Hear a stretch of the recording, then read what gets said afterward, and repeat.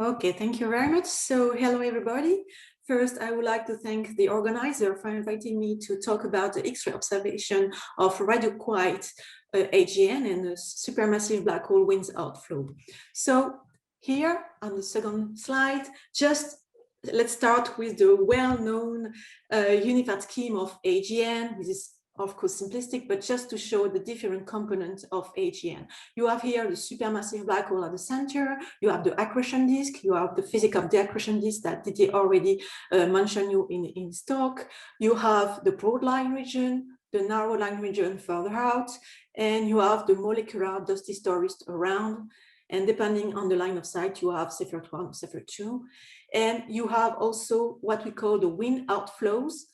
And I will talk about this component also in this talk.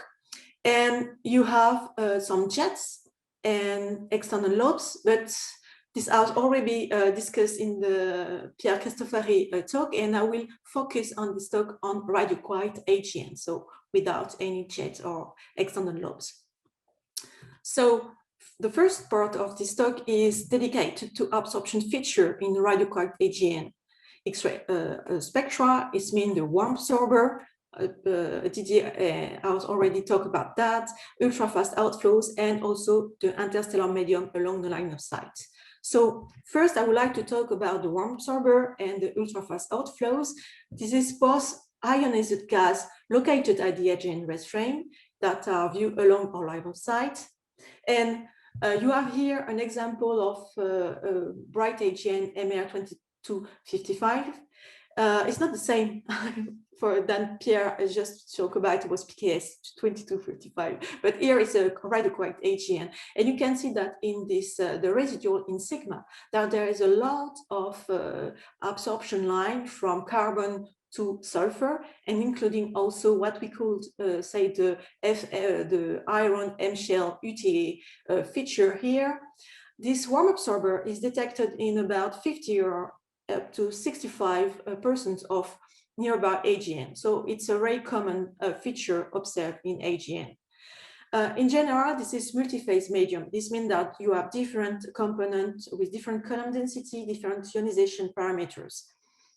And you have also that this is this outflowing medium with a relatively moderate outflowing velocity. And when you calculate the kinematic luminosity, it's about 1% of the luminosity, the bolometric luminosity. So you can say this is slow, but if you had all this amount of matter processed over the AGN lifetimes, let's say a few hundred million years, sorry, it could be really significant. And then there is also some feature that observe at higher energy. They are highly blue shifted iron line of around 25 and around 26, while the rest frame energy of are about 7 keV, and you can see that it's very highly blue shifted. And then it shows you that this outflowing feature are very high outflow velocity up to 0.3 C, and could be even higher when you take into account the special relativity effects. And these UFOs are also common feature observed in nearby in AGN, not only nearby AGN, but in AGN. And compared to warm absorber, there are higher column density, higher ionization parameters, and also the kinematic luminosity is much higher compared to the warm absorber components. And therefore, UFOs have been proposed to be a prime candidate for feedback and to explain also the supermassive black hole galaxy host relation. So here is just an artist view of what we call the winds from the accretion disk. So it had been proposed that the UFOs are the inner part of the wind outflow, so located very near to the supermassive black hole in the inner part of the accretion disk, and the warm absorber could be the part much further out from the accretion disk and further out the supermassive black hole. And you can see that here in blue is in fact where the winds here. So you can see that it's a hollow conical bipolar stratified winds. And what is also important is that this is not only observed in nearby AGN, these UFOs, but also observed in high redshift AGN. For example, in a very recent study from Chartas 2021, in a sample of 14 high-Z AGN with about 1.4 to 3.9, it's mean near the peak of AGN and star formation activity. This is detected in almost all the AGN. So you can see that UFOs are present at different redshift and over a long time scale of the universe, and could be indeed a very good candidate for AGN feedback. So here it's let's say a picture showing you the different feedback at different spatial scale from micro. I put here the distance, and the micro, meso, and micro are much larger. So here the UFO are located in this very small region very close to the black hole, and then you can have also the warm absorber and interaction of this outflow with, for example, the molecular outflows. And what is really interesting is that there is more and more evidences that there is some AGN where UFOs are detected in X-rays and also possess some molecular outflows detected with ALMA, RAM, and NOEMA, for example. And here you have from Laha and collaborators a graph showing you the molecular mass outflows versus the luminosity of the AGN. And you can see a very nice correlation between these two characteristics. So it seems to the UFOs have very high impact on the AGN evolution and also for the feedback process. If you want to know much more about AGN winds, I would recommend you to have a look on this address, this internet address, where they have a different presentation that was presented during a conference on disco winds at last September. So here it's Athena XIFU simulation of UFOs prepared by Didier Barret and collaborators. Here it's an example of AGN called PDS456. It's at a really moderate redshift, but very high luminosity. And you can see that you have, with XIFU, with the sensitivity and the spectral resolution, we'll have the possibility to follow with high signal over noise ratio, the change of the UFO properties, and also, for example, to disentangle the different components at different velocities. And for example, here you have 100 kiloseconds, it corresponds to 10 ERG for a black hole mass of PDS456. So you can see that you can really probe the UFOs in a very small spatial scale. So it's very important. And also with the sensitivity of Athena, we will, and XIFU, will be able to determine the outflow properties for quasar with redshift up to 4. So here is an example of this quasar with a redshift of 2.6. Here you have this because this is the observed energy frames. That's why it's redshifted, because of the redshift of the AGN. And you can see the UFOs of this AGN that is simulated with XIFU, and you will see that we will have a very high signals over noise to really study this UFO in nearby AGN up to higher Z QSO. So in the meantime, there will be also GRISM and the Rezo calorimeter on board. That will be a very fruitful pathfinder for Athena XIFU science for such topics, but also other topics using point sources.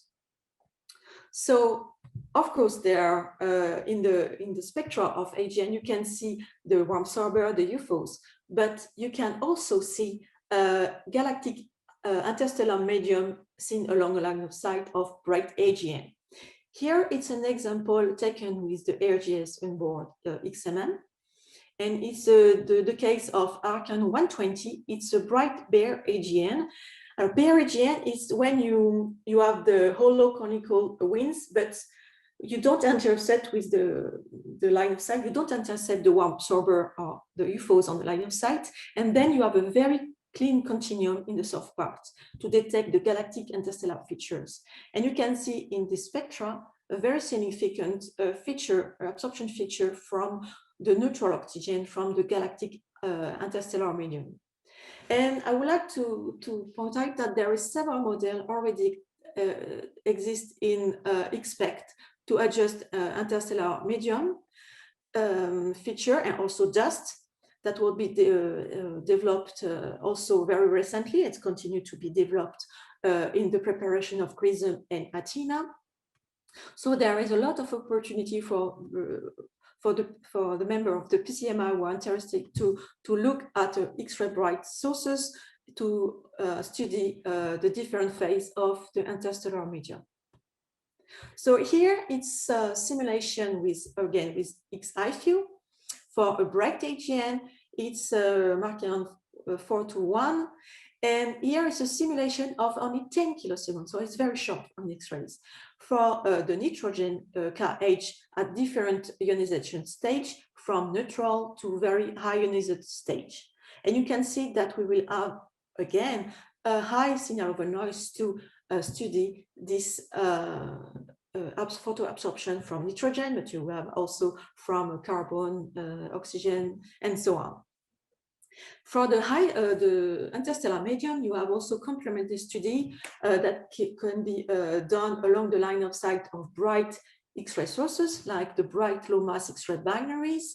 And I would like to refer to the Elisa Costantini talk, also along the line of sight of the gamma ray burst, to study the interstellar medium in the host galaxy of the gamma ray burst and the intergalactic medium.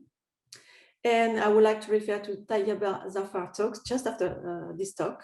And also the multi-wavelengths, which is very important, the multi-wavelengths, let's say, study of interstellar medium that Antoine Gusdorf will talk about later this afternoon. So I've talked about the absorption feature, but now I would like to talk about the emission feature we see in radioquake AGN. From the disk coronal system, the broad line region, the narrow line region, and the molecular torus. Of course, compared to this very simplistic view of AGN, in the last, let's say, years, we find that the different components are clumpy, and there is also presence of dust inside, for example, the broad line and narrow line region and of the torus. You can see that there is a lot of clumpiness and dust around AGN. And here it's a schematic view of the different radius where you can have no dust. Here you have only large grain around above the sublimation sphere. So you have dusty borderline region, and then you can have the full dust, we say the full dust. So at each scale, spatial scale, you can have clumpiness and dust inside the AGN. And I would like to refer to Guang Yong talk about the spectral energy distribution fit of AGN using SIGALIX that implements clumpy torus and also polar dust extension. So now I would like to show you an example of what we can do with X-ray fine spectroscopy to learn more about the physics of the broadline region. And it's based on X-ray plasma diagnostics. Here again, I show you the example of Argon 120, the bare AGN with no warm absorber. So you can see the emission line from the matter out of the line of sight, and only in emission. So it gives you a very clean view of the emission line. And also it's collected from galactic absorption I showed you just before from the oxygen one.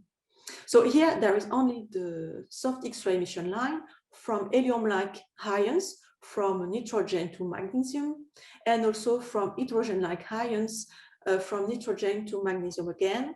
And from the line profile of this line, this is in fact the helium-like ions are in fact triplets line. I will show you after that. I will explain much more about that. But when we fit the tree line with the same velocity, we find that the velocity profile of the helium-like triplets is similar to the one we observe for the optical lines from the broadline region. So it seems that this helium-like triplet comes from the broadline region, and the velocity profile of the hydrogen-like ions come from the narrow line.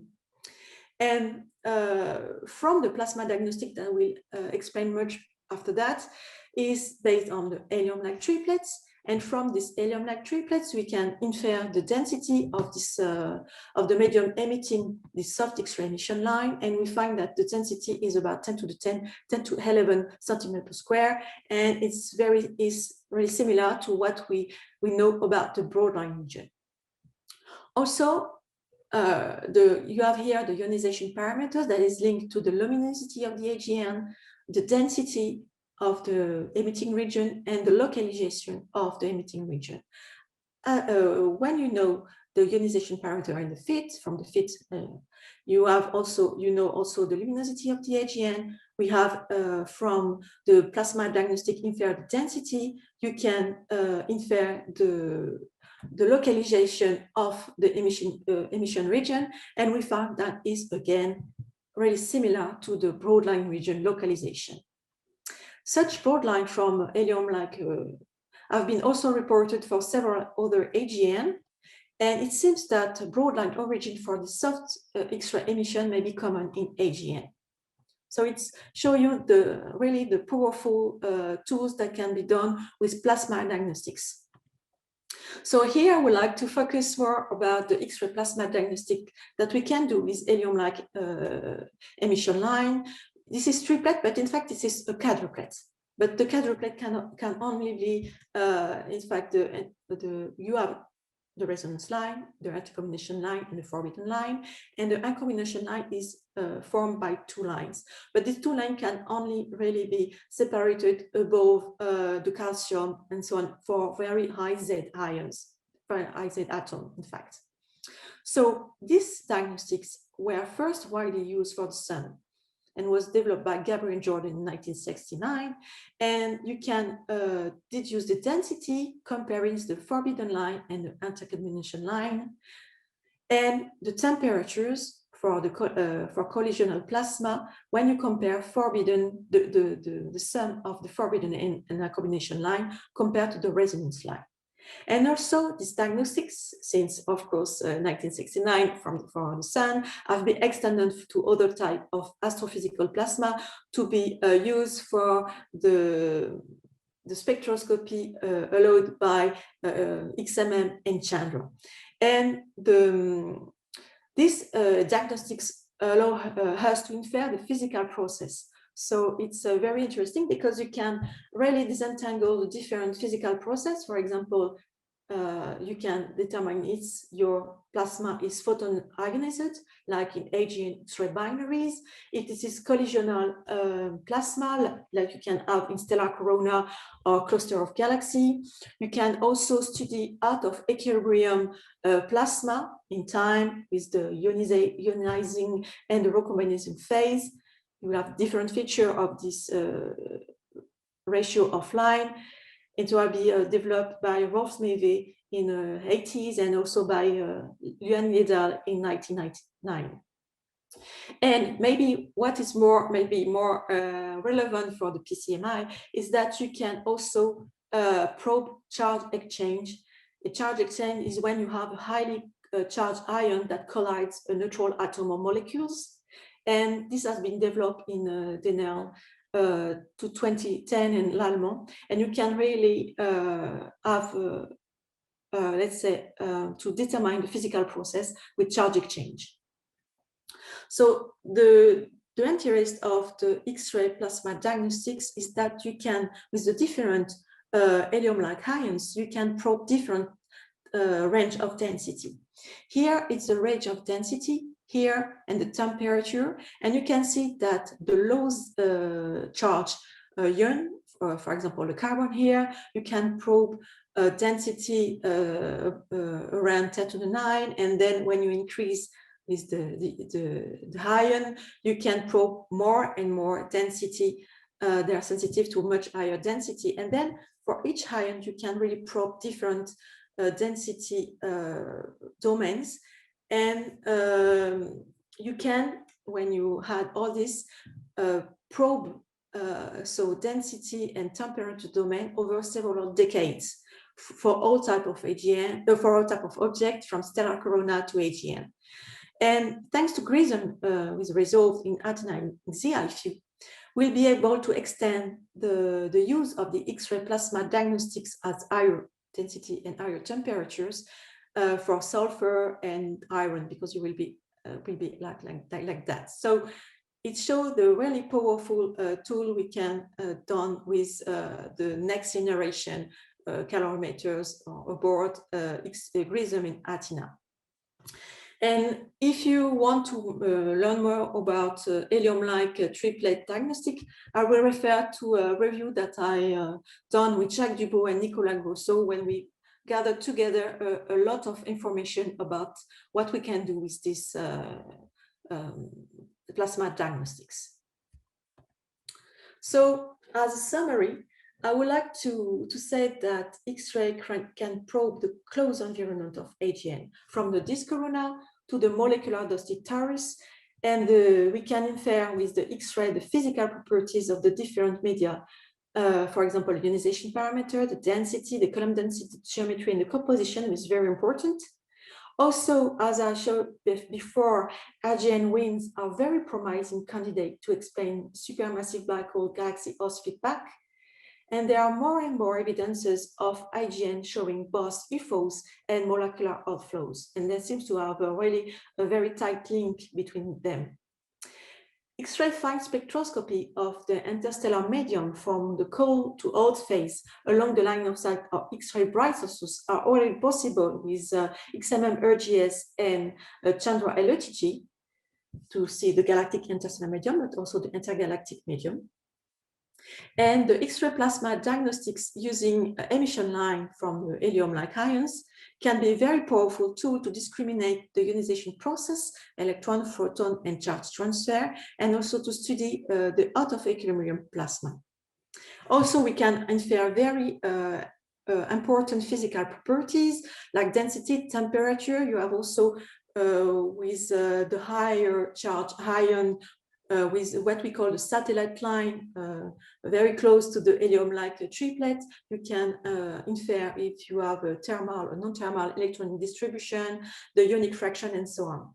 So I would like that to say that we can already done a lot of very nice science with XMM and Chandra, and there will be very soon, say, a huge step forward for X-ray fine spectroscopy with GRISM, and of course with Athena in the next decades.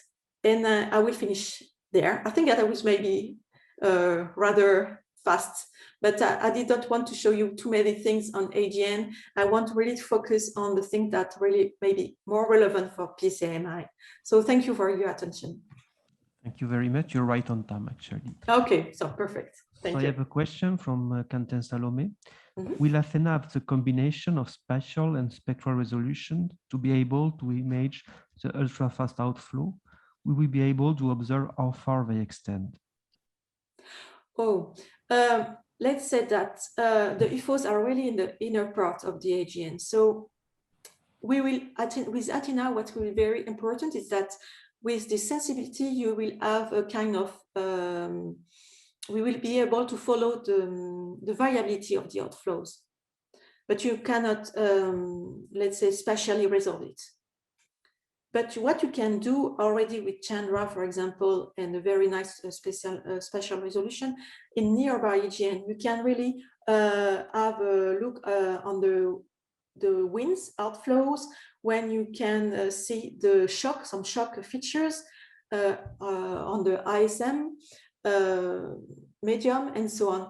But what is important for Athena and also for GRISM is that you will be able to follow the variability of the UFOs, and then also to really track the different spatial, let's say, component of the stratified winds. I hope that I answered the questions. But if not, we can discuss on that later on. Yeah, I have another question from Ellen Sol. Do you see or expect to see with Athena signature for shock formation in the various flows which can be probed? I think so, because, for example, there are some shock. If you have a very, for example, for charge exchange, you can find that if you have a very ionized ion that collides neutral or molecular medium, you can find such a feature from the helium-like triplets. Will be very different, for example, for electronic collision. Excitation. So yes, indeed, we will be able to have such a feature that we can see with X-ray plasma diagnostics. And for the spatial resolution, it depends on the final spatial resolution of, as shown by Didier just before. But in nearby AGN, for example, NGC 4051 or 5151, I think that there's things that we can see the different components. Okay, thank you. I have another question from Jérôme Petit about oxygen 7. Does radiative transfer play any role, or are the line only optically thin?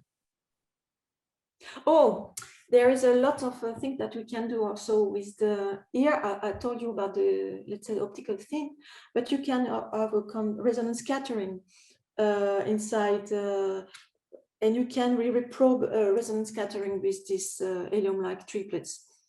So depending on the line of sight of what you observed, you can have impact on your helium-like triplet line. So yes, we can do such a thing. And what was the, sorry, the beginning of the question? I think the line optically thin. Yes, so this we can, this is optically thin, but we can also probe some resonance scattering. Okay. Due to optically thick. So I think I have a last question from Ludovic Bianier. Concerning charge exchange and laboratory data needs, could you tell if the cross-section for the processes are well known for a variety of colliding partners and collision energies? Okay, so I will just, if I remember, yeah, it's just an example of what was done, for example, between the charge exchange between Iron 26 and nitrogen 2 for the charge exchange. And this is for direct electronic impact excitation. You can see that the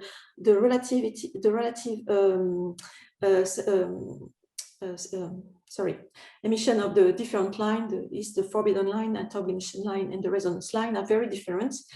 And there is already some experiments that are done for different, let's say, molecules or different kind of molecules, for example, N2, but you can have also H2 and so on. And it could differ between the different, let's say, collided